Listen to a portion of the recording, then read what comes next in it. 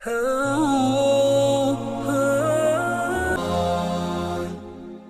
علی رسولہ الکریم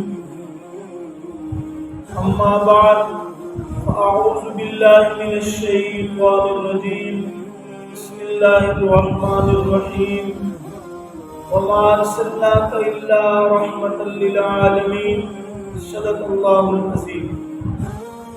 سامعین محترم، ربیع الاول کا مبارک مہینہ آب و تاب سے شروع ہے۔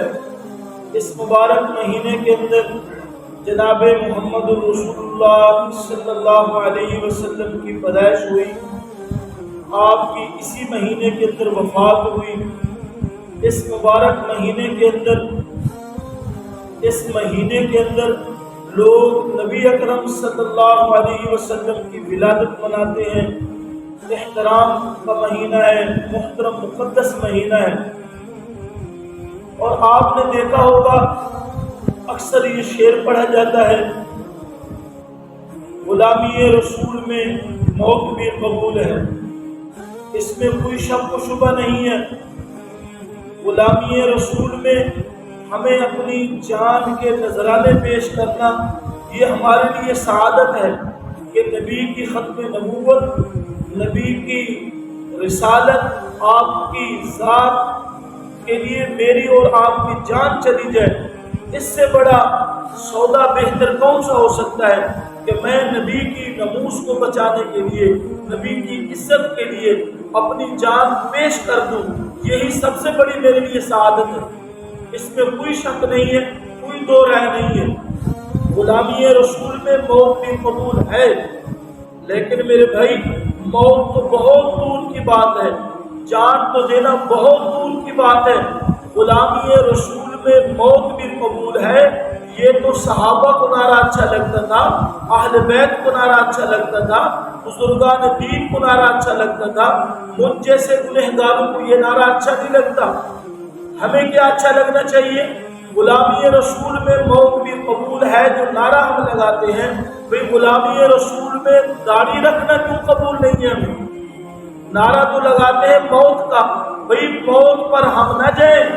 غلامی رسول میں داڑھی رکھنے سنت کے مطابق، نبی کی غلامی میں جھوٹ بولنا چھوڑ دیں، نبی کی غلامی میں فراڈ کرنا چھوڑ دیں، نبی کی غلامی میں مسلمانوں کو دھوکہ دینا چھوڑ دیں، نبی کی غلامی میں صحیح بولنا شروع کر دیں، غلط بولنا چھوڑ دیں، نبی کی غلامی میں شراب پینا چھوڑ دیں، نبی کی غلامی میں زنا کرنا چھوڑ دیں، نبی کی غلامی میں جھوٹ بولنا چھوڑ دیں۔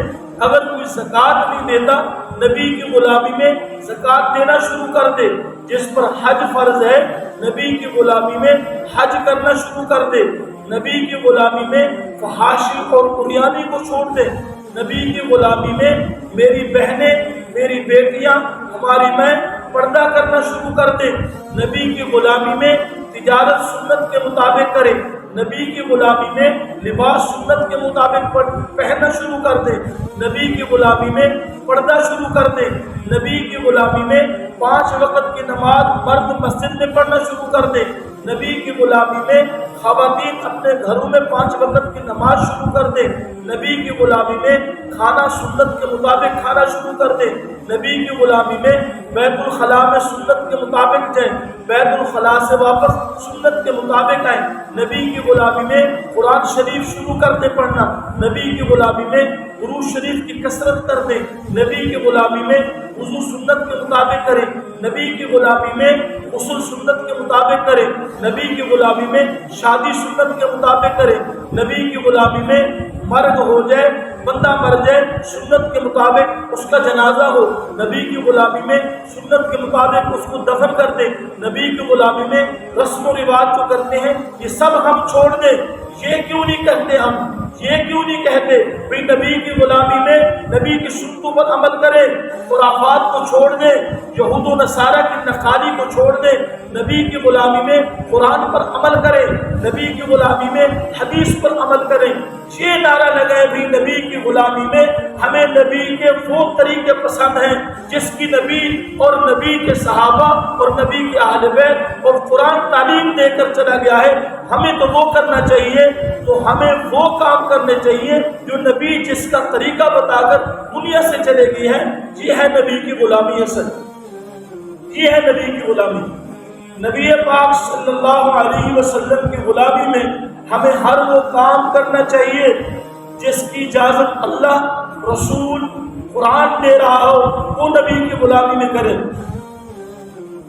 فجر کی نماز ہم پڑھتے نہیں ہیں مسجد میں، جمعہ ہم نہیں پڑھتے، زکوٰۃ ہم نہیں دیتے، حج ہم نہیں کرتے، تو کہتے ہیں نبی کی غلامی میں موت بھی قبول ہے. بھئی موت تو بہت دور کی بات ہے. نبی کی غلامی میں رزق حلال شروع کر دے، سودی کاروبار چھوڑ دے. یہ ہے اصل نبی کی غلامی، یہ ہے اصل نبی کی اتباع. اصل نبی کی اتباع یہی ہے کہ جنہوں نے نبی کی اتباع کی اور دنیا اور آخرت میں انہی کی عزت ہے. دنیا بھی ان کی جنت، آخرت بھی ان کی جنت ہے. اللہ مجھے اور آپ کو نبی کی اتباع نصیب فرمائے. یہی نبی کی غلامی ہمیں اللہ نصیب فرمائے.